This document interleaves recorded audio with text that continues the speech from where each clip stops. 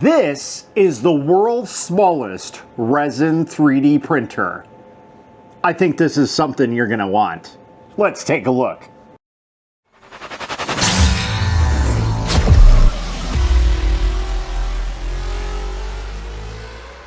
Hello everyone, it is your Resin 3D printing god, and yes, this is the world's smallest production resin printer.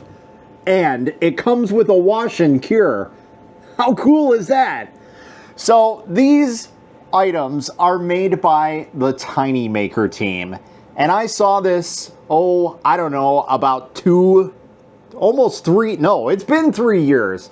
It's been 3 years since we've seen this on Kickstarter. And unfortunately, they're still shipping items, but it's not all terrible. Let me just tell you that these printers and this wash and cure station have been absolutely delightful.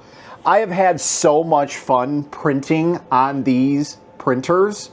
I say these because, well, I got the 5-pack. And we might be doing a giveaway with one of them. I'm not exactly sure when, how, or exactly what we're going to be doing for a giveaway, but we're definitely going to be giving away at least one of these, maybe along with one of these. I think that would be good enough, right? But we'll get to that at a later date. I swear, I'll get it to you. But man, this is hands down my most prized possession for resin printers. I mean, really, can I even call it a resin printer? Look at this. This is literally palm-sized. This is the most insane thing that I have ever seen in my entire life. And the coolest thing is it comes with a tray and it comes with a carrying case.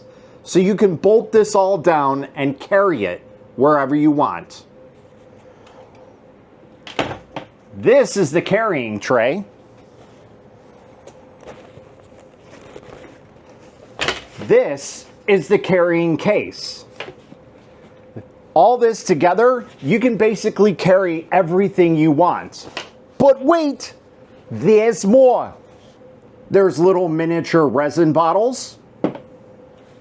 And I decided to make myself probably one of the coolest items that you can possibly have for the TinyMaker. And that is its own 3D printed rack system. Designed in Tinkercad. Whoop whoop. Yeah, so I had to do this. I mean, I have giant racks here with resin printers, and why not mimic that? So I threw it up in Tinkercad, designed my own, and it fits beautifully with this. Now, obviously, you can do different iterations for whatever you need to, but look at that. It's a match made in heaven. And then what you need to do, boom, there you go. There's all your carrying stuff right then and there. And then you could just take this on the go. Because the great thing about this resin printer, it can be powered off of a battery pack.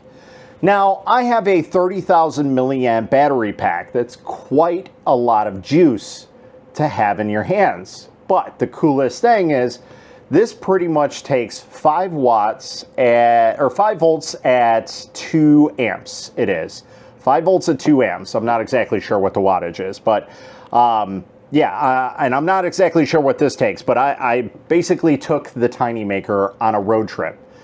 I took it on a road trip and I printed it in my car under my windshield in direct sunlight on a 7-hour trip, and I printed a model, and it printed with no problems whatsoever. And you guys should really get one, even though right now there's only a possibility of getting it on Indiegogo, and God knows when you're going to see this unit because they're still shipping out Kickstarter backers. They haven't even started with the Indiegogo. But if you are okay with plunking down I think it's at $120 for this and the wash and cure, and you're okay with waiting however long you want to, by all means, go ahead and do it. I did it. It was one of the few times that I decided, you know what?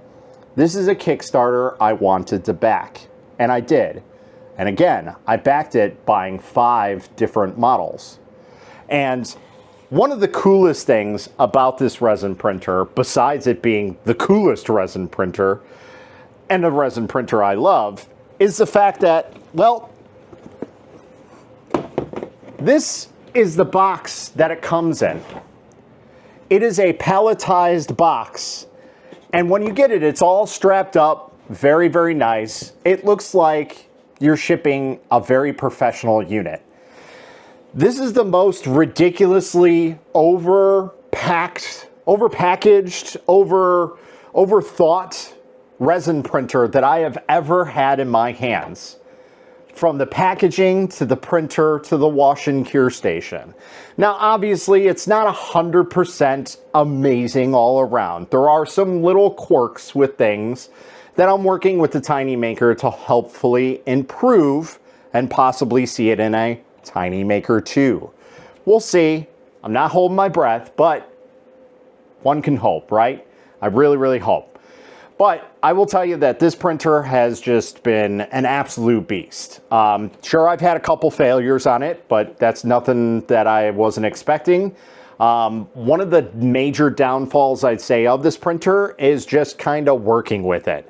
I'm used to working with printers that are, I don't know, about 6 times this size, even on a smaller scale.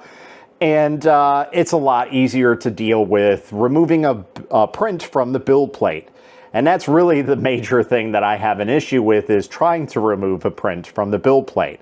It's very cumbersome, and I think I'm going to work on something to try and remedy that situation, because as of right now, trying to utilize it in a regular way like I would normally remove a print, it just does not work for my fat fingers. Yeah, it's very, very cumbersome, like I said.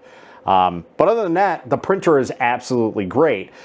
You have a cover for the VAT system, so you can literally take it on the go. Like I said, it's got a whole case. I can literally take this and ride my little bicycle and just go and print away. I can be printing while I'm riding my little bicycle.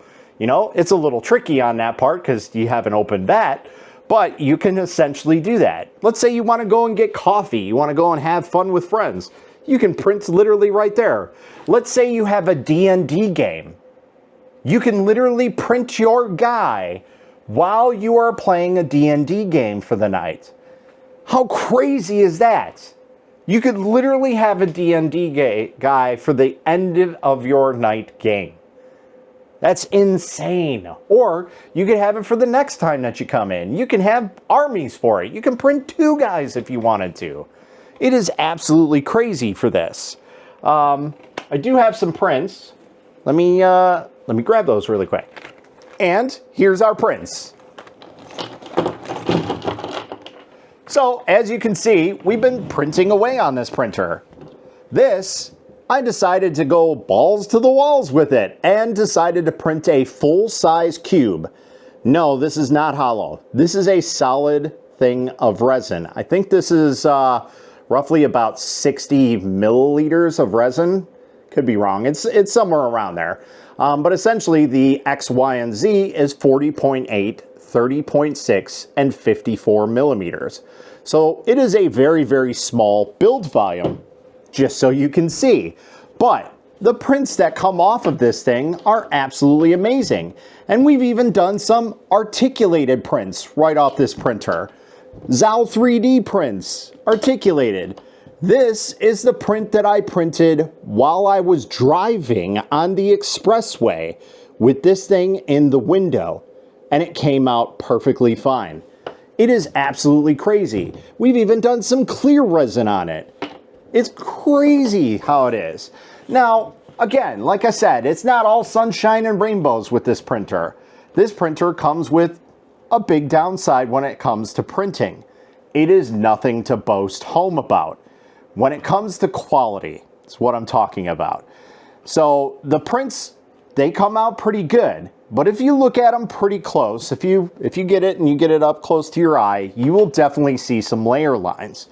But to the normal person that doesn't know anything about resin printing or 3D printing at all, they would probably not know the wiser, okay? So just know that the resolution of this printer is absolutely atrocious. Most FDM printers can probably outprint this printer. So it's more or less, I'd say, a conversation starter. And that doesn't mean like, oh, it's absolute garbage, I shouldn't get this. I really think you should, okay? It's one of the few times you will probably hear me say that out of my mouth. I am absolutely enthralled with this printer and how it is. And one of the big things, I guess, that kind of grasped me, besides its absolute adorableness from the packaging to the printer itself, was the fact that it is open source. So all of the files are currently available out there. And at some point, once they get all the production units out, all the Kickstarters, they will release all of the files for basically everything. So that way you can modify this printer, you can change it into anything you want. So, but as of right now, you can change the skin up if you want. You can change the hood. Anything that is plastic on here, really there's even beyond some plastic parts on the 3D models that they had given me, which I kindly distributed out to the group members on the TinyMaker platform on Facebook. All of the files that they gave me are now out there. So the only things that really aren't out there are the actual electronics. So I believe the board files are out, like essentially how they are designed, the outline of the boards and everything. Pretty much all that is out there. But like I said, all of the actual electronic components, that's still waiting to be released, which they do have a plan on doing that. Again, it'll probably be once all the Kickstarter units are finally out there, that's when they're going to go ahead and do that. But I mean, oh my God, this thing is just an absolute beast. Now, I did make a slight modification to the wash station because I am someone who likes to scrape off the build plate and then go back and start printing again. Some people like dipping the build plate, and that's perfectly fine. You basically take this hood off of the wash station here, and it will hold the build plate for you in a specific way, so you can just dip that build plate in there and wash it. Perfectly fine whichever way you want. Now, going to the downsides of this printer is a lot of people have some gripes with specifically the cure station. Now, the cure station, unfortunately, they have, I'm probably going to get this wrong, but they essentially have push buttons. I forget the exact terminology. It's not a momentary switch, but essentially you press it, you hold it down for it to work. And that's not the greatest, okay? Nobody has time to sit there and just hold and wash their print and just sit there and just be like, okay, I'm washing, okay. Take it out and then do the cure, because the cure is the same thing. You have a cure button for the reverse, you have a cure button for that, or you have a forward and a reverse for the wash. And they work perfectly fine, and we're trying to figure out how to get, again, I think they're momentary switches. So you basically click them and they're on until you turn them off.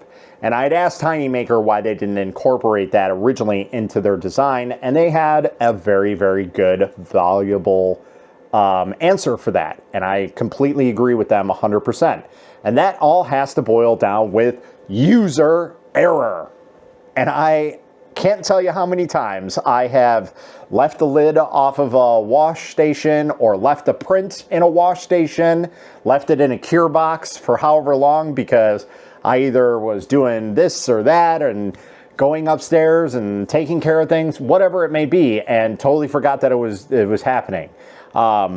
That's why we rely on time systems to help us out.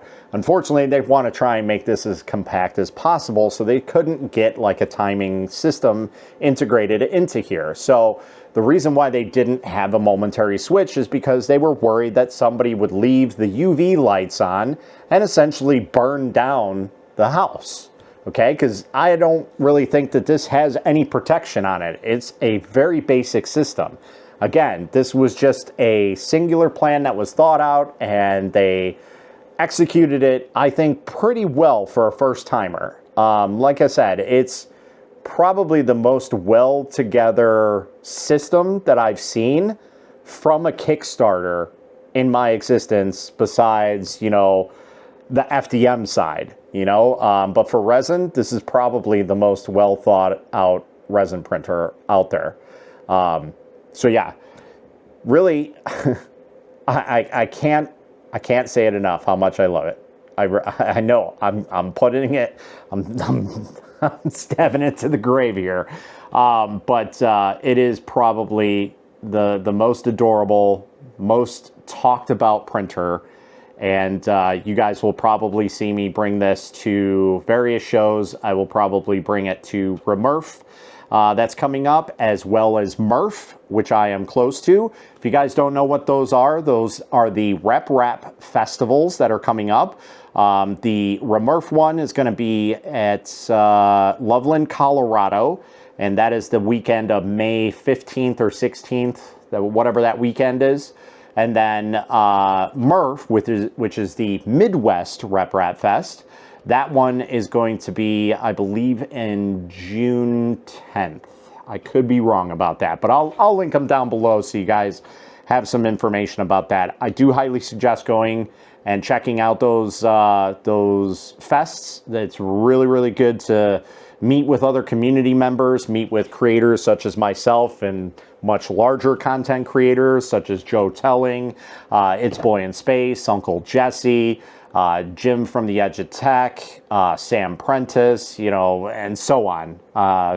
Anybody you can think of, you know, they tend to be there in some way, shape, or form at one of the festivals.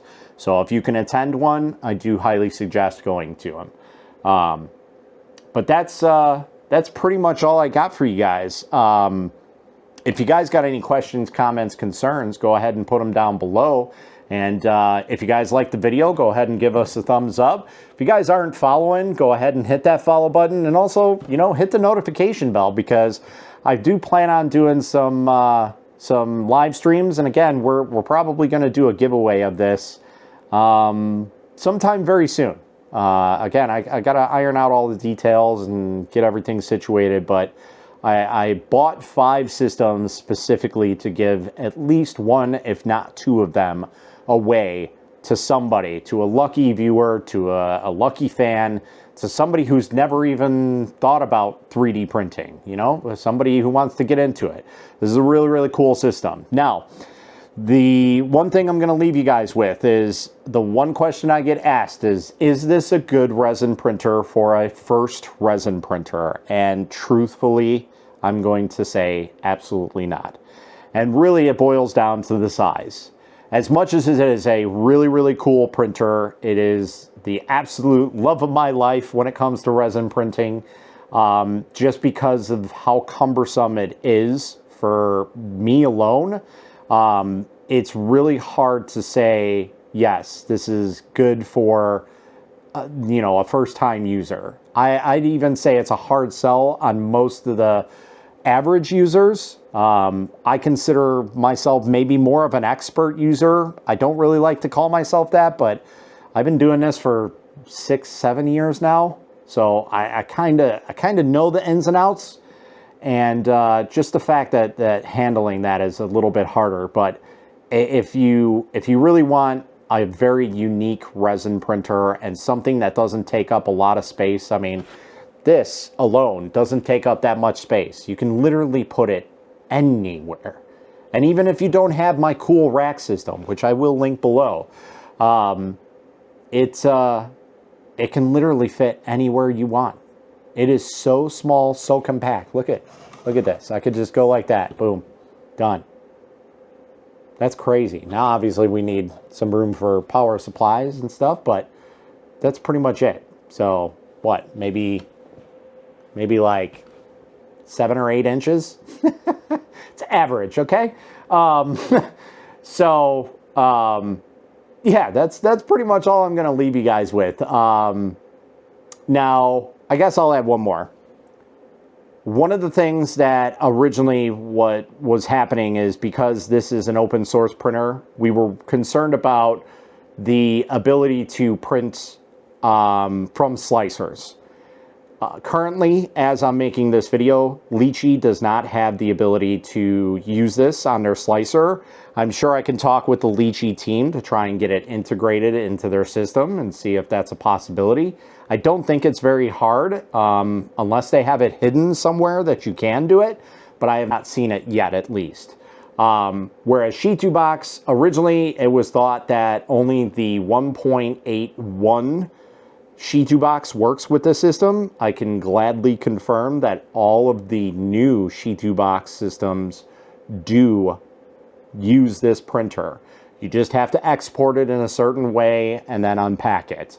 So essentially you'll save the file as a zip file, and then you'll unpack it to your SD card, and that way you can have it on there. Because even though this does have an ESP chip on it, I have not had the ability to access the Wi-Fi in it. I don't know if that'll be a possibility down the line, but we should have that ability at some point, I would think.